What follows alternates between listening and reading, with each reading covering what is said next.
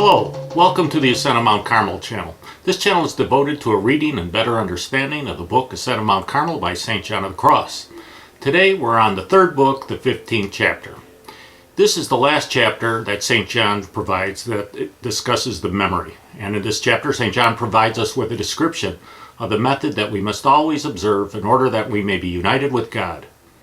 St. John tells us that since that what is hoped for is that which is not possessed, and since the less that we possess things, the greater capacity we have for hope, so the more things we possess, the less capacity we have for hope. And also, the more that we discard images and things of the memory that are not of God, and the more empty that our memories become, the more hope we will have that God will fill that space. St. John provides us with instruction as to what we must do whenever unnecessary images come to our memories. And we must not dwell on them, but we must turn our thoughts immediately to God and then set aside that memory entirely. We discard the images of the memory immediately so that they won't produce any ill effects on our souls. We must neither think of these things nor consider them beyond the degree that it is necessary to perform our familial and work obligations. Thus a man must not fail to think and recall that which he ought to know and do. Or, provided he preserves no affection or attachments, this will do him no harm.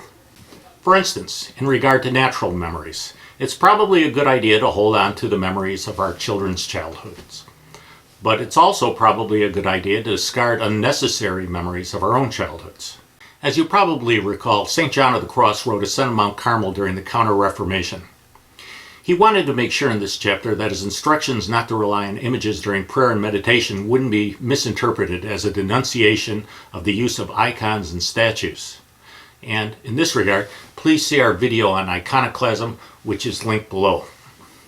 This doctrine of ours does not agree, nor do we desire that it should agree, with the doctrine of those pestilent men who, inspired by satanic pride and envy, have desired to remove from the eyes of the faithful the holy and necessary use and the worthy adoration of images of God and of the saints. This teaching of ours is very different from that, for we do not say here, as they do, that images shouldn't exist and shouldn't be adored. We simply explain the differences between the images and God. In prior chapters, St. John already told us that the use of images is a necessity for beginners.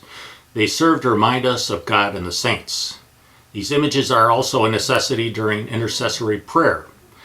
The remembrance and esteem of images doesn't cause deception or peril because we don't esteem anything more than that which is represented by the statue or the icon. However, as we advance, there will come a time when we need to pass beyond that which is superficial so that we won't be hindered from attaining the truth that is beyond the superficial veneer. Therefore, having sacred images in our churches and our homes are an assistance in spiritual progress, and it allows the souls of people to soar upwards.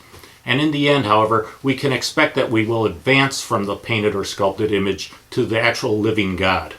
When we consider and attend to these images, which are means to an end, more than is necessary, they disturb and hinder us as much in their own way as any other thing, especially with supernatural visions and images. Well, I hope you enjoyed this installment of Ascent of Mount Carmel. We'll be back again in about a week with another one.